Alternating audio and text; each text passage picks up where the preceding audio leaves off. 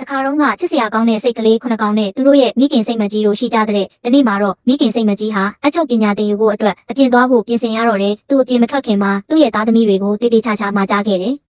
ကလေးတို့ရေမေမေပြန်မလာမချင်းဘသူ့ကိုမှတကားမဖွင့်ပေးကြနဲ့နော်ဒီနားတစ်ဝိုက်မှာစိတ်ကလေးတွေကိုစားဖို့ချောင်းနေတဲ့ဝန်ပလွေစိုးကြီးရှိနေတဲ့စိတ်ကလေးတွေကလည်းစိတ်ချပါမေမေဘသူ့ကိုမှတကားမဖွင့်ပေးပါဘူးလို့အတိပေးလိုက်ကြတာပေါ့ဒါပေမဲ့စိတ်မကြီးကစိတ်မချနိုင်သေးပဲမေမေကတော့မိုးမချုပ်မချင်းပြန်ရောက်မှာမဟုတ်ဘူးလို့ထပ်မှာပြီးမှထွက်သွားခဲ့တယ်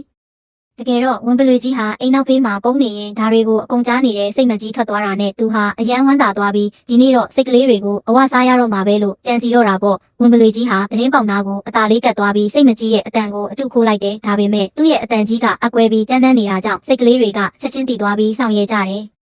ဟီးဟီးငါတို့မေမေရဲ့အတန်ကဦးငှက်လေးလိုတာရတယ်မင်းအတန်ကနွားကြီးအော်နေတယ်လို့ပဲတဲ့ဝန်ပလွေကြီးဟာဒေါသထွက်သွားပေမဲ့စိတ်သားစားခြင်းစိတ်ကပိုပြင်းပြနေတော့လက်မလျှော့ဘူးသူဟာလေကွင်းလေးကိုပြေးသွားပြီးမုံလာဦးနီတူကိုခူးစားလိုက်တယ်အဲ့ဒီခါမှာတော့သူ့အတန်ဟာနည်းနည်းလေးချိုသားသွားတာပေါ့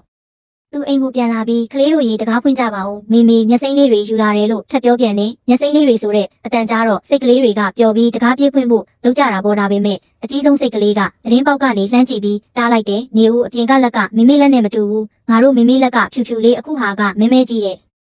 ဝန်ပလွေကြီးဟာဒုတိယအကြိမ်အဆက်ကွဲပြန်တော့ပိုပြီးဒေါသထွက်သွားတယ်။သူဟာမြို့ထဲကမုတ်တိုက်တစ်ခုလေးကိုခိုးဝင်ပြီးမုံညက်တွေကိုသူ့လက်ဘဝမှာအကုန်လူလိုက်တယ်။အဲ့ဒီခါမှာတော့သူ့လက်တွေဟာစိတ်မကြီးရဲ့လက်လိုဖြူဖွေးသွားတာပေါ့။သူစိတ်ကလေးတွေအိမ်ကိုပြန်လာပြီးမိခင်အတန်နဲ့ထက်ညာပြန်တယ်။ဒီတစ်ခါမှာတော့စိတ်ကလေးတွေဟာလှဲ့ကွက်ထဲမှာတက်ဆင်းသွားပြီးတကားကိုဖွင့်ပေးလိုက်ကြမိတယ်။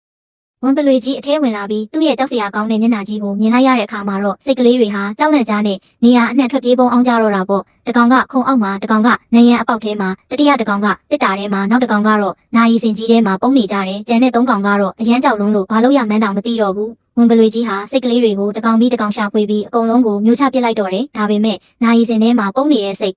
ကလေးကိုတော့ဝန်ပလွေကြီးရဲ့လက်လက်မမီလို့လွတ်သွားခဲ့တယ်ညနေဆောင်လို့စိတ်မကြီးပြန်ရောက်လာတဲ့အခါမှာတော့အိမ်ထဲမှာဖျို့ဖျဲဖြစ်နေတာကိုမြင်လိုက်ရတယ်။သူဟာသားသမီးတွေကိုအော်ခေါ်တဲ့အခါမှာနာယီစင်တွေကစိတ်ကလေးကထွက်လာပြီးဖြစ်သမျှအကြောင်းစုံကိုမူပြီးပြောပြတော့တာပေါ့။အချုပ်တင်လာတဲ့စိတ်မကြီးဟာချက်ချင်းပဲကက်ကြီးနဲ့အချီကိုယူပြီးသားဖြစ်သူနဲ့အတူဝန်ပလွေနောက်ကိုလိုက်သွားကြတယ်။ညခင်းပြင်တစ်ခုမှာဝန်ပလွေကြီးဟာအဝစားထားတာကြောင့်အိပ်ပျော်နေတာကိုတွေ့လိုက်ရတယ်။စိတ်မကြီးဟာဝန်ပလွေရဲ့ဘိုက်ကိုကက်ကြီးနဲ့ချက်ချင်းဖြတ်လိုက်တဲ့အခါမှာတော့သူ့ရဲ့ကလေးတော့ဒီဟာဘိုက်ထဲကနေဘေးမတည်ရမခပဲတယောက်ပြီးတယောက်ခုန်ထွက်လာကြတယ်